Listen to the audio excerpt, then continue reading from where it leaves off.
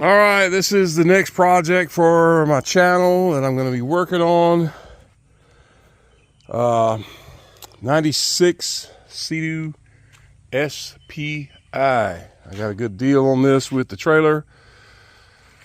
So you can see the tires leave little to be desired. I just got new ones. I'm about to put new wheel and tires on the trailer. This thing's been sitting for at least 10 years. If not longer. Let's say 2009 was the last time it was registered. It's a galvanized trailer though. Hey, it won't rust. So there you go. This is a mechanic special.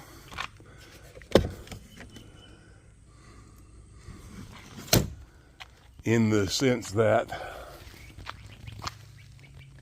yeah, it's missing a few pieces. I had a jet pump, I think that'll go on here. I've already built it, ready to go.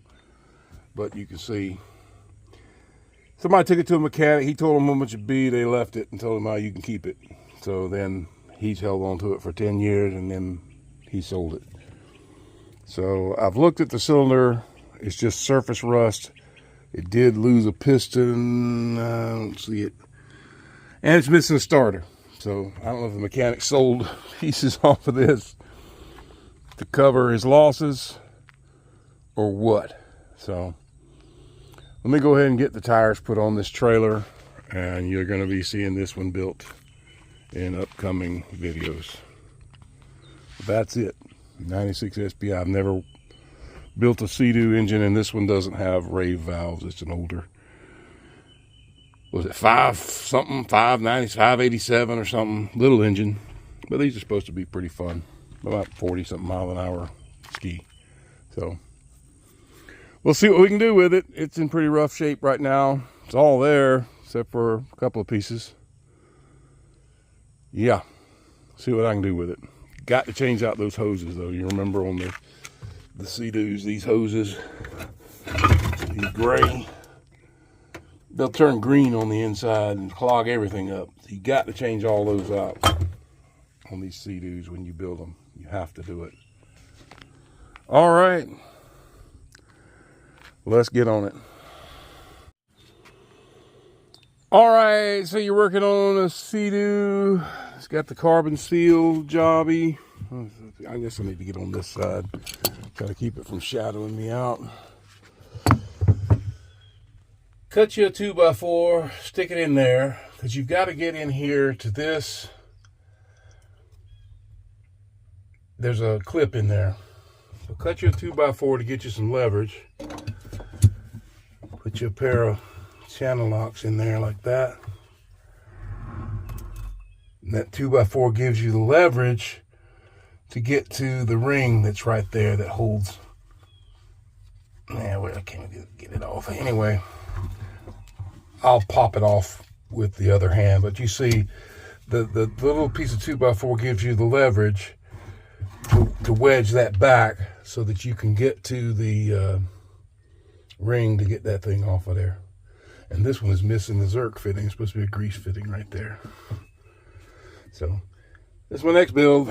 We're working on it, baby. Of course, you got to get all your wiring unplugged. This had most of the stuff off of it already, so I can't show the full process. But then the 4 engine mount bolts, 1 and shadow, 2, 3, and 4. It's a 13mm head for those engine mount bolts on this one. Pop that clip, and then I should be able to free the engine and lift it up out of here. There's also oil lines running to, it looks like this side had one here. I've clamped it off to keep the oil from running everywhere. And it looks like over here, there's the other one coming from your oil reservoir. It's kind of a strange oil system on this one, I guess. Something I'm not used to anyway. This is my first Seadoo. I've never worked on a Seadoo. Well, I'll take that back. I've done oil changes and I've changed the jet pump on one, but I've never built an engine, a Seadoo engine. So I can't say that I'm a big fan of this whole carbon seal deal that they did, but You know, if that thing were to suddenly fail, your Seadoo's sinking. So I can't say that I like that, but obviously it works to some degree. Let's get this engine out of here. All right, I got the Seadoo SPI. I think it's a 587 or something engine. I'm not sure. I'm going to take it apart. So the first thing I'm going to do is get this plate off of the bottom. Looks like 4. Well, I think they're 17 millimeter. Let's see. Yeah. This is an 18 socket, so it's a little big. Seems to work though.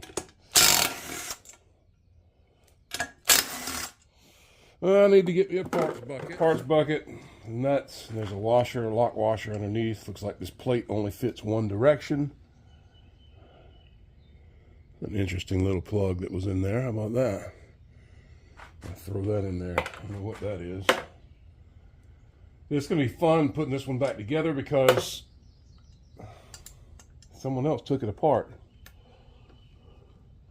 Okay, it looks like there's 2 sets of washers under here. It's like a lock washer and a flat washer. What it looks like I'm looking at here. Well, that thing's on there. Yeah, I'm gonna have to pry those flat washers off.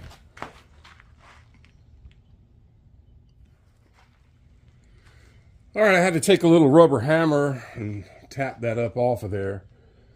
I'm removing the, get this.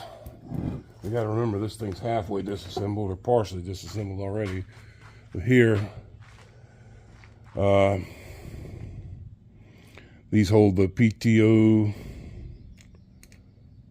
cover, just a plastic wing nut and a washer behind it. Let's see, we're gonna have to get, it looks like 10s and 12s. 10s, 12s for the mains, and then they've got a couple of Allens on here also, holding this bottom of this case. I'll probably go ahead and pull the top first. And this is wood. I would rethread the nuts to protect those if you're going to bang it or wrap them in tape or something so you don't booger those threads up moving an engine around, because that's pretty easy to accomplish. Looks like some 5mm Allens maybe holding the oil pump and the intake. Well, the oil pump's got one a little smaller. This thing's filthy. Oh boy, let me, where do I start? I could pull this, I could pull the front cover, I could pull the other head, cylinder head. Luckily, I seem to have a really nice moving bottom end. But what happened with the ski was it's been sitting, and I think the oil gravity fed into the block and kept everything lubricated. That's kind of nice, but I don't suppose that's ideal. So, all right, let me get some sockets, and then I'll get back with you, and we'll start ripping stuff apart. All right, let's tear into this front cover. It's like 10mm. Let's see. Yeah, you'll notice there's a plate here with a cut. Not sure what that's for, but I'll figure it out, I guess. Starter was missing on this one. Somebody probably sold it for parts or something. And it looks like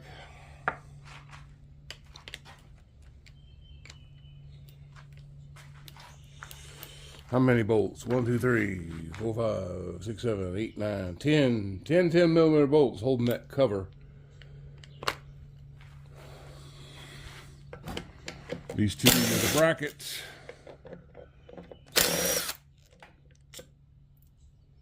about that? Parts bucket.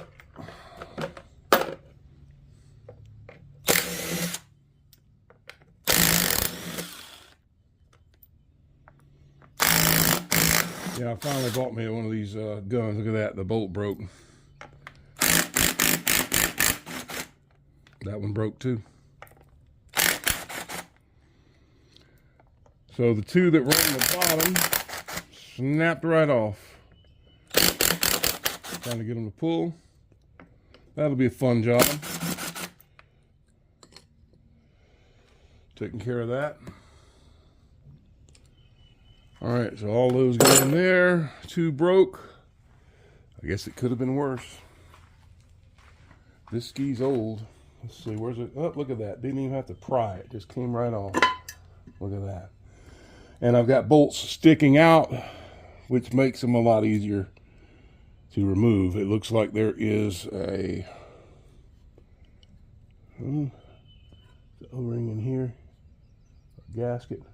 There's got to be something to seal that up because they try to keep this stuff dry. That's a big nut right there. It looks like a 32 millimeter, like an axle nut on a car.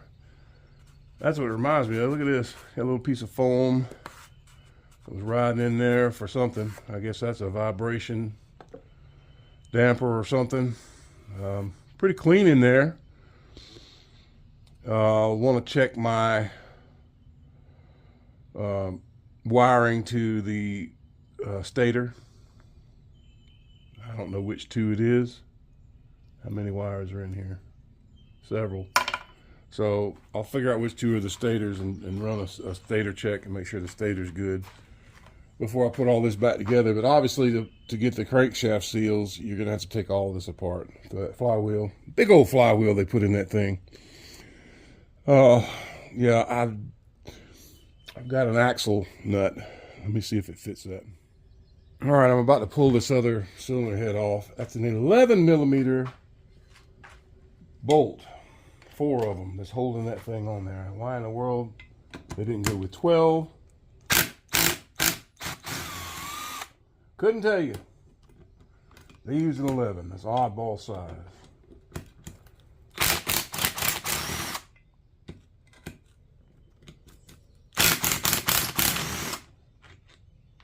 Look at that. There's your head bolts. No washers. I'm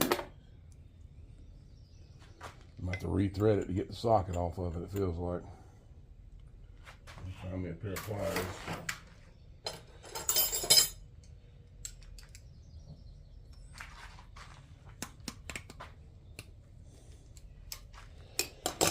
There we go.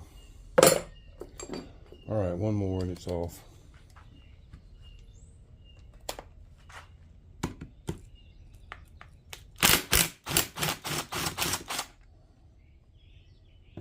One more and it's off. Should be. That joker's on there. All right. Enough food. Okay, I got the piston off. The reliefs are very small on these. So in order, in other words, I couldn't use a small flat blade to get under to the circlip, so I had to use one of these little hook tools. I couldn't find my straight one, or I would have used it, but this worked just fine. I hooked it up under there and got it to come out. But these are small, a lot smaller than the Yamahas and the Kawasaki's. But this piston got scoring here, so it's no good. It's going to be a top end build on this engine at the very least. But that's yet to be determined. I've got to make sure all the bearings are good on that crankshaft. All right, I just wanted to take a look at what we're doing here. Getting into the oil pump system. It's got a hose for each cylinder. It comes off of the pump. Amazingly, it didn't break. How about that? Probably change those out with some the small yellow Tygon when I go back on. But they've got a couple of little clamps. This one I was able to just push it back. This one I just grabbed it and pulled the whole thing off. So you got an oil pump system. I've still got, hold on, let me get this hose off of here and take a look at this thing. So this hose is still on. Get it off. So a little different. You're not going to be putting your drill on this one, are you? So it's a gear driven oil pump, runs off of that shaft that goes sideways kind of in there. And then this, the reservoir, I think, was it that what it went into? Let's see. Yeah, strangely enough. So kind of a different kind of oil system on a Seadoo, as I can see here. Trying to figure out how it feeds to, oh, there it is. No, it goes to the pump right there. The line goes there. It had a couple of weird vent lines that went here and one on the other side that looked like they were oil as well. So that was strange on a Seadoo. This is going to be your line going to your carburetor so that it meters the oil as you're giving throttle. So I'll take this, put it down in the cleaning bin here. All this stuff's got to be cleaned. Now this next part, you've got these 13 millimeters, and take this off. So these don't use reeds, they use a rotary valve. And when you take that rotary valve off, you better make you a scribe mark of where you took it out and that sort of thing. So that will make a difference. They do make a tool so that you put it back in the right place, and they sell it's a plastic thing with like degrees on it and stuff like that. So critical to put that back where it is supposed to go. So this is coming off next for 13 millimeters, and this was just 6 5mm Allens that took this off. All right, I'm going to get this off the stand so you can see it. Somebody's already made a scribe mark. I don't know if the factory does that. See that scribe mark right there? This is fairly clean. This looks pretty good in here, actually. So I don't remember whether you time it at the leading edge like that or if it's a trailing edge. One of those, I'll have to look it up because I'm not a Seadoo guy. There's only one mark from what I can see too.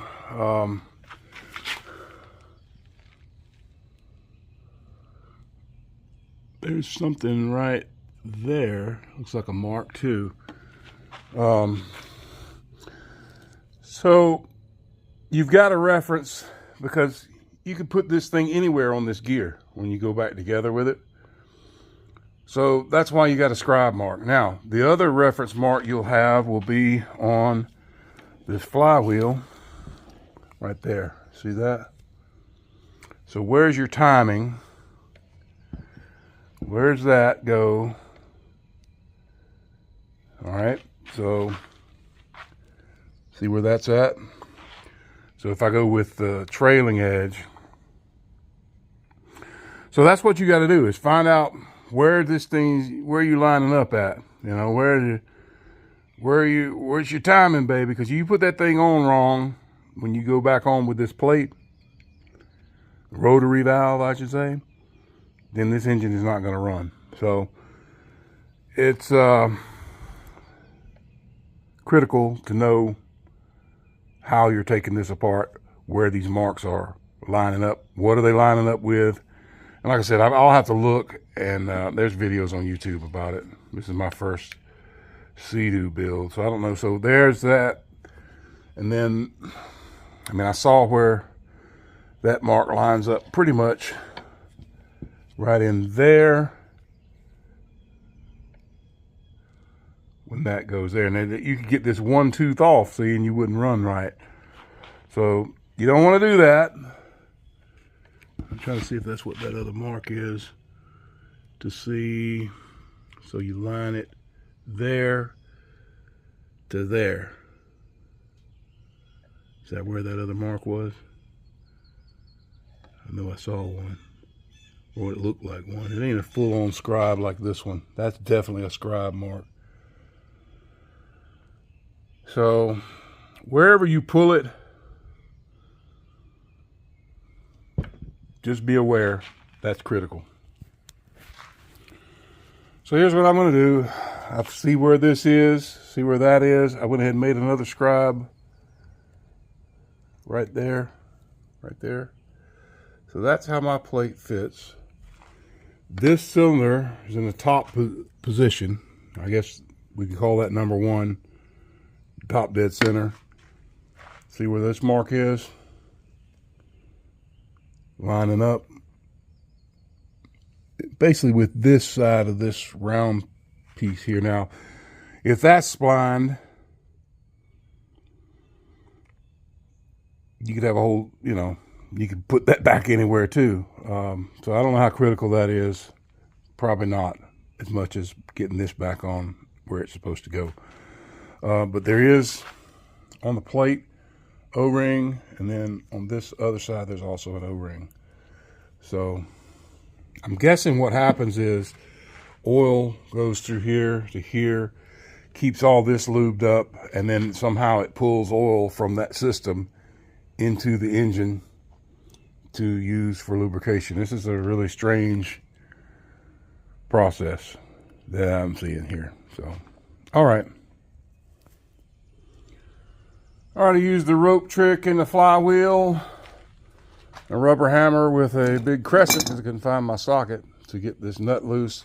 Looks like it'll take a standard pulley, bolt your, you know, screw your bolts in on your puller, pop it right off. There's what it looks like ready to pull. Standard puller that you can get at any auto parts store or Amazon. Make sure you're not using the curved inside, and that these are even and you're pulling even. Make sure it's level. And then I've got an impact I'll hit that with real quick, and that'll pop that right off. All right, there's what's under there.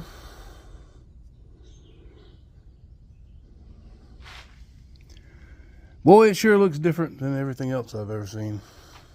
Incredible. Incredible. Okay, I was wondering how the wire ran out. It goes in, over. So, if I had to venture a guess, what would it be? I don't know which two are going to be the coil. I don't know.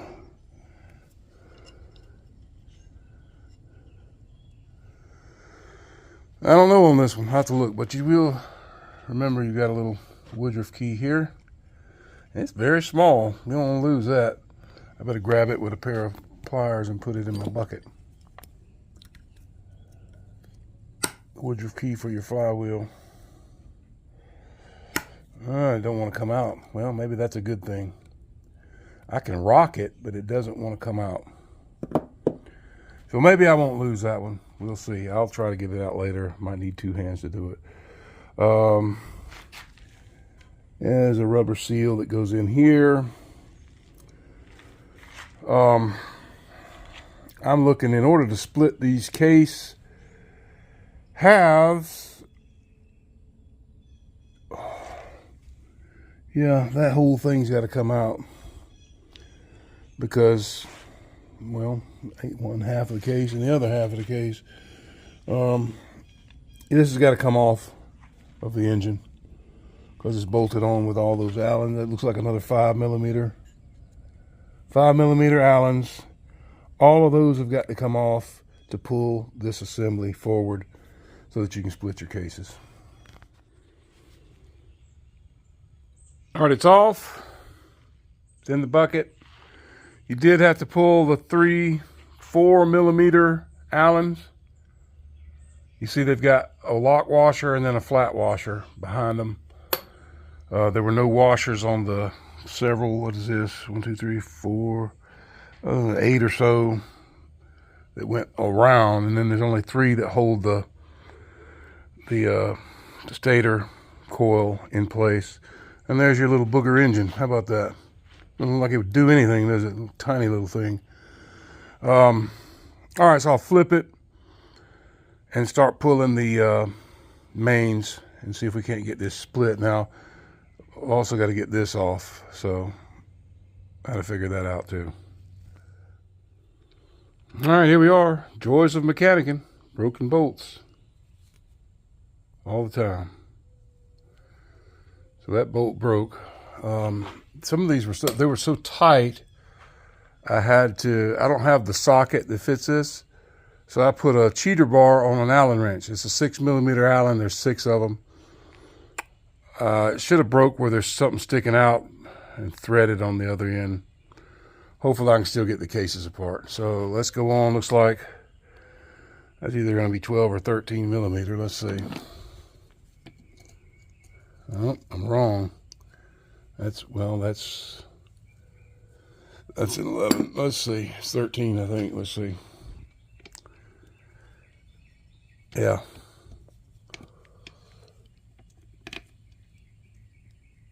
Doesn't want to fit right. I'll get a different socket. 10s. What it looks like. Then a couple of 13s. And we'll split them. Yeah, it's a little dirty. From that side's been open for several years with the head removed, so it's a little dirty. There's some weird little splash keeper thing, probably to keep oil up on that. And it just pulls right out. Looks like the bearings have keepers over on this side, and then this whole thing will come out. So yeah, I'll clean these and do the air spin up test on the bearings. But the bottom end, I'll tell you, by hand, it feels good. But I will need to put new seals in because they're old, and I'm sure they're original. And there's my bolt that broke. Had all kind of oxidation and would not come out.